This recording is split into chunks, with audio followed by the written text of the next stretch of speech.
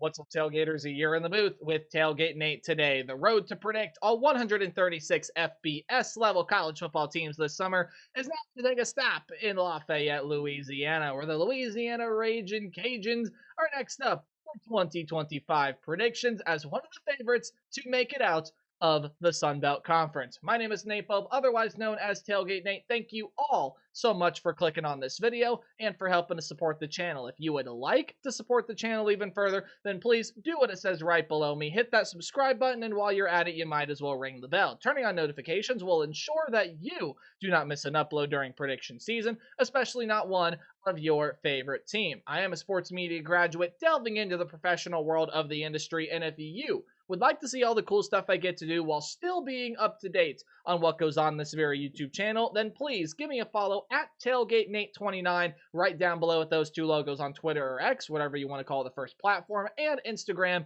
Even email me, tailgatenate29@gmail.com. Thank you all so much for supporting and interacting with me or the channel in whatever way you may be doing so. And with all that said and done and out of the way, let's talk about the Louisiana Ragin' Cajuns and their head coach in Michael DeSormo here in 2025. They are going to be one of the favorites to make it out of the Sun Belt Conference as a conference that still does have divisions. Louisiana, of course, in the Sun Belt West, made the conference championship game a year ago. They're looking to get back to it and looking to get back on top of the Fun Belt here in 2025, and they are one of the programs that is continuously sat towards, if not at the top, of this really fun, entertaining conference. How do we do preview predictions here on the channel? Well, we are first going to go through a roster overview where the offense is going to be over here to the left and the defense is going to be over here to the right. At the end of the video, we'll go through the Ragin' Cajun football schedule. I'll give it a game-by-game preview and prediction, and this video overall is here to tell all of you what I think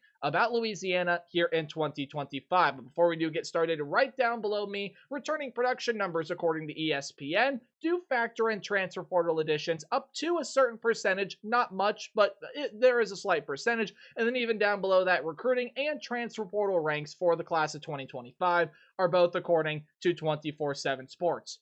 All that now is said and done and out of the way. You know what to pay attention to. Let's get into the jargon around me. Led offensively by Tim Legger, your offensive coordinator. Let us begin by talking about the Ragin' Cajun offense. You're going to see a new quarterback this season. Your primary two options this season ago, most notably in Ben Wooldridge, 2,453 yards, 17 touchdowns, and 6 interceptions on 66% completion percentage. He was pretty darn good last season. You could argue that Chandler Fields, well, might have been even better. 897 yards and 5 touchdowns and an interception on 72.5% completion percentage with over 10 yards per pass attempt. That's not per completion. That is 10 yards per pass attempt. Some really good quarterbacks are going to be leaving this Louisiana team, and two weapons that have been there for quite some time.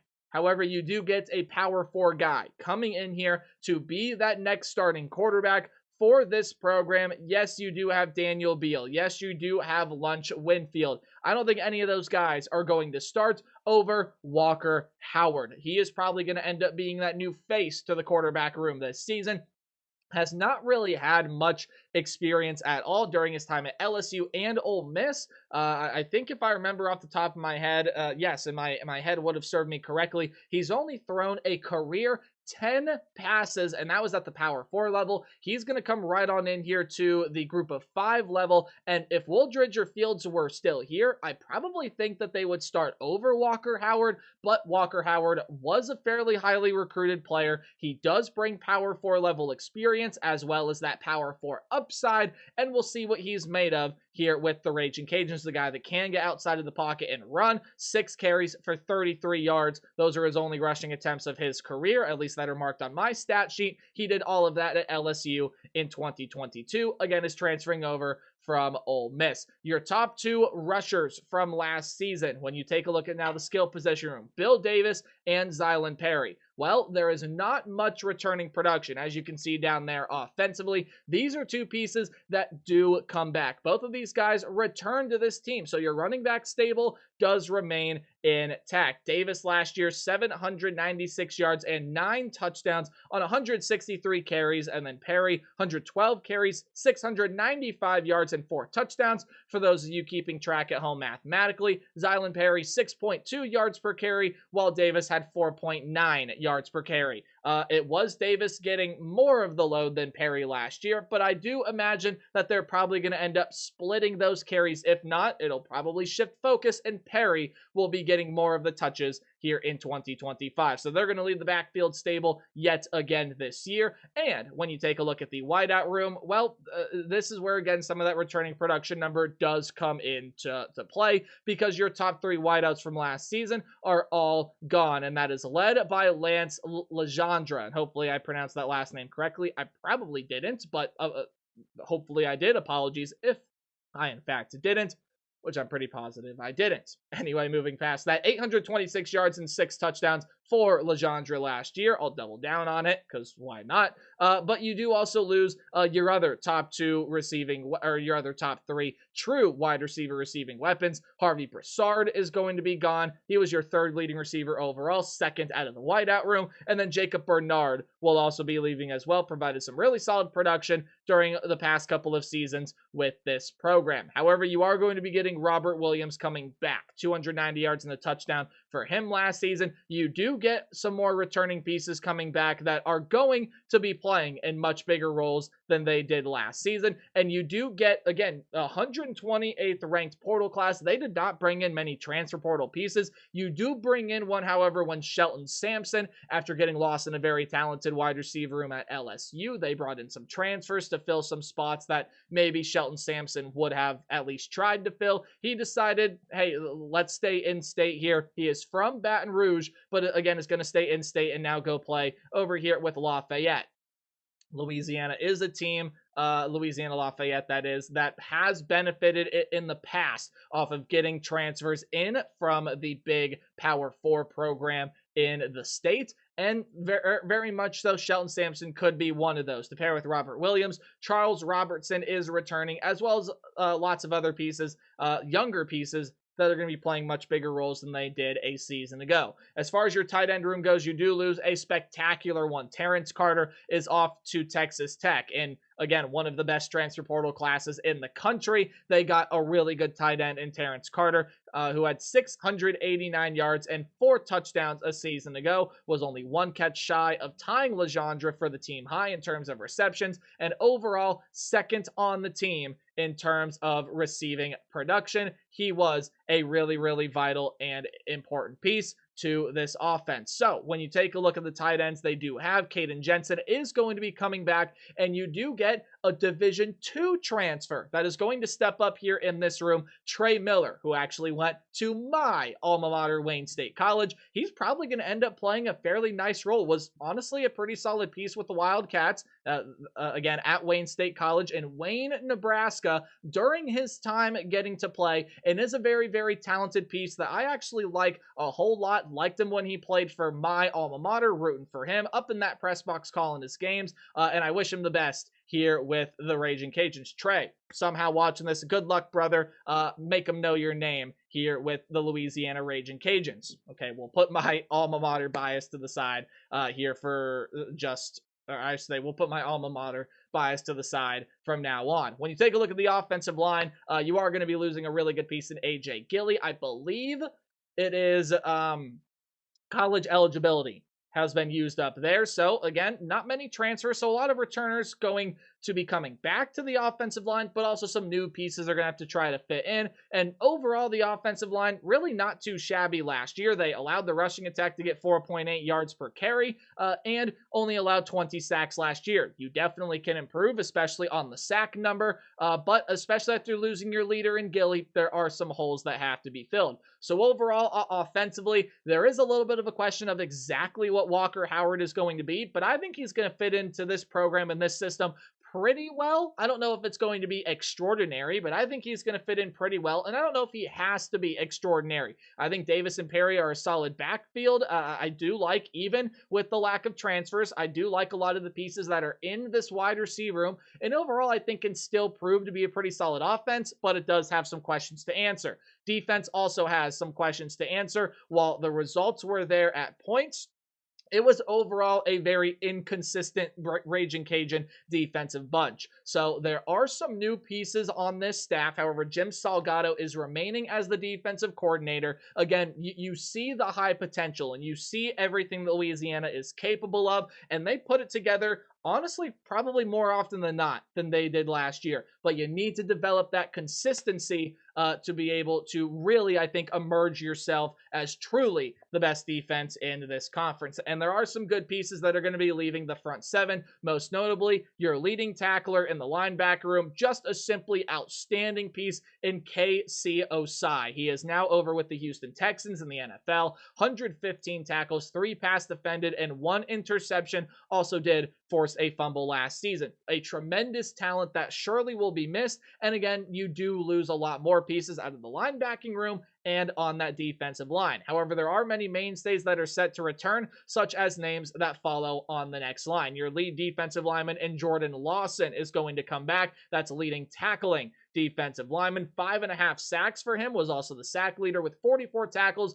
Did get his paws on a football and was able to pick something off last season as well. Another sack leader in Cameron Whitfield coming back. Actually, I misspoke earlier. Cameron Whitfield was the sack leader a year ago. He had 6 sacks, so just half a sack more than what Jordan Lawson had. So getting those 2 guys back are huge. Whitfield going to be a really big piece to the linebacker room this season with all they lost.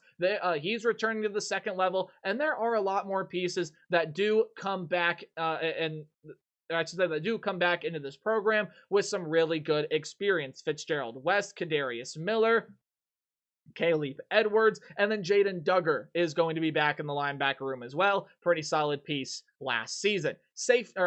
Defensive back room overall, you are going to be losing a really good one. Safety standout Tyrone Lewis, along with 2 other of your top defensive backs from a season ago, but mainly led by Lewis. He's going to be gone. Or I should say they are going to be gone, mainly in Lewis. Again, as I've said multiple times, 4 interceptions and was your team's second leading tackler. 76 tackles, did get back there and pair with someone for half a sack last season. So this is a guy that, again, really, really talented, really, really important, vital piece. He's going off to try his luck on Sundays in the NFL. However, you do return another really good safety piece tied right there with Lewis in terms of interceptions last year. Tyree Skipper is going to be coming back. He had 41 tackles, 2 passes defended, and 4 interceptions. So about the same slash line, just with roughly about 3/5 of the tackles that Lewis had last season. He's going to see a lot of new faces in surrounding him, again, as this secondary kind of gets pretty gutted. And this is the room where they do bring in most of their portal additions. They bring in 2 that are probably going to end up seeing starting roles. A nickelback in Trey Tomlinson. You're probably going to see him starting. He is a Richmond transfer.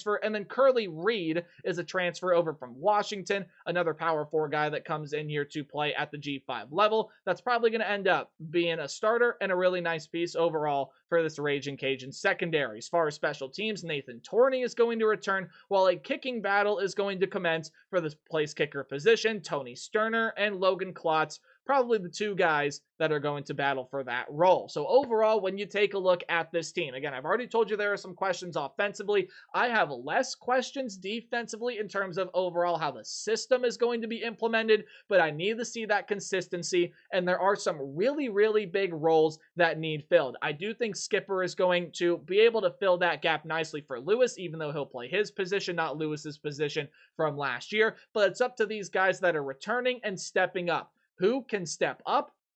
Who can fill in these voids? Who can fill in these gaps? You are losing some really big time talent off of this defense from last season, and you need to be able to fill in those gaps. That's the problem defensively, along with finding consistency. That's what I want to see out of this team here in 2025. So now it's time to take a look at the Raging Cajun football schedule, which you see right over here. But before we dive into that, you look down below me. Some odds courtesy of FanDuel are what we have to talk about. Plus 750 odds to win the conference. That is one of the higher marks in the Sun Belt, although I don't think it is stupendously high. Yes, they sit tied for fourth in the Sun Belt Conference. They are tied with Georgia Southern and behind James Madison, South Alabama, and Texas State.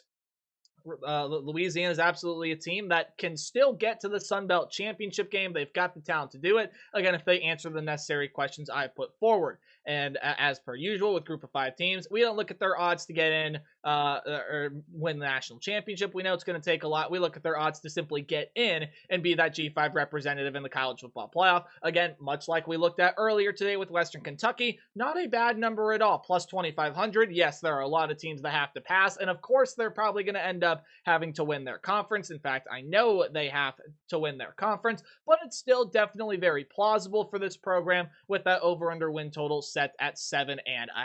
You got your first 2 games coming up against Rice and McNeese State. Well, I think you're pretty easily going to be able to get through McNeese. But as far as Rice goes, that could prove to be a little bit of a challenge, but Rice is losing a lot of pieces that made them a pretty viable force last year. You're going to be breaking in a really young quarterback in Drew DeVilliers. You are losing Dean Connors at the running back position, who was a stud with this Rice Owls team. You're losing some really good wide receiver pieces. And while the defense is peppered with some experience, especially in that back 7 and the interior of that defensive front, I do not think this offense is going to be enough to get through what Louisiana overall has as a system built up defensively, especially if they're able to find that consistency this year. Watch out for this Raging Cajun side. I think they stay at home here. They beat Rice, and again, second straight week, they will be able to beat McNeese State. No problem, in my opinion, here with the first 2 games of the college football season. But you do have a Power 4 team on your schedule. It's on the road against Missouri. I know, scary team out of the SEC,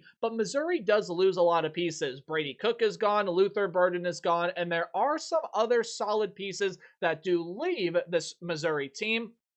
And I think it's definitely going to be a team overall that takes a step back this upcoming season. I don't think Missouri is going to be as good as we've seen them over the previous couple of seasons. However, I do think Missouri is still a lot more talented than what Louisiana has got. And Missouri, especially with head coach Eli Drinkwitz, they're going to be one of those teams that's going to be able to exploit apologies for arguing my throat. They're going to be able to exploit some of the inconsistencies present on this Louisiana defense. Even though they overall take a step back this year, I still think Missouri is more talented than Louisiana, although a road upset I don't think is entirely out of the question, but it's going to be really difficult to do. I expect them to go on the road, get their first loss of the year against the Missouri Tigers. Eastern Michigan is up next, and they really lost it from last season. Now, you are getting some transfer pieces coming in. Noah Kim is going to be transferring into this program. He is coming over from Coastal Carolina, as formerly of Michigan State. He, again, can be a pretty solid piece, and you do have a lot of just overall experience on this team. It's hard for me to not see this Eastern Michigan team improve from last season. And I do believe they did lose this game last year on the road against this Louisiana program. However, this is a game in which I just like Louisiana a lot more. I like their talent more. I like their coaching staff more. I like Michael DeSormo a lot better than Chris Creighton. And Eastern Michigan still could overall see some struggles this upcoming season. I like Louisiana to win that one. And we move on now into conference play. Marshall is still going to be a tough out, even though they lost pretty much everybody from a Sun Belt championship team last season. Of course, they did win the Sun Belt championship, and they are just basically replacing everybody. Only, as far as my count goes, 1, 2, 3, 4, 5, 6, 7 returning faces, both offensively and defensively, that are probably going to end up starting, and most of your depth is built through the transfer portal. Now, I think You are also actually losing your head coach in Charles Huff. So you're trying to implement an entirely new system with an entirely new roster. And while I like a lot of the talent that you still have, I like a lot of the wide receiver pieces to pair with a new quarterback in Zion Turner. Running back pieces you brought in from the portal are pretty solid, and defensively, you brought in a lot of experienced guys that have seen a lot of football that provide some pretty high upside talent-wise. I think Louisiana's going to be better. They got more figured out. They got more pieces here that they would like to see. And Marshall could be one of those teams this year that sees it as up and down. I think it's going to be hard for them to repeat as Sun Belt Conference champions. I like Louisiana to beat the Thundering Herd at home. You do get your first bye week of the year shortly after that game, and then James Madison is up next on the road. If you are going to pick a team outside of Boise State to go represent the group of five in the college football playoff, James Madison is as good a bet as anybody. This team went through maybe not quite what Duke's fans are used to seeing, or I should say not quite used to seeing like they saw with Curt Cignetti, but Bob Chesney built his good foundation. You're bringing in some really talented pieces in the quarterback room, along with returning your starter in Alonzo Barnett. You bring in Matthew Sluka and Camden Coleman, some really good wide receiver pieces that are coming over from the FCS realms where they were stars at their past programs. George Pettaway is back in the running back room, and you return a ton of good talent defensively while doing really well for yourselves in the transfer portal. I really like Bob Chesney as a head coach, again, with the pedigree of this James Madison program. I think he did really well last season.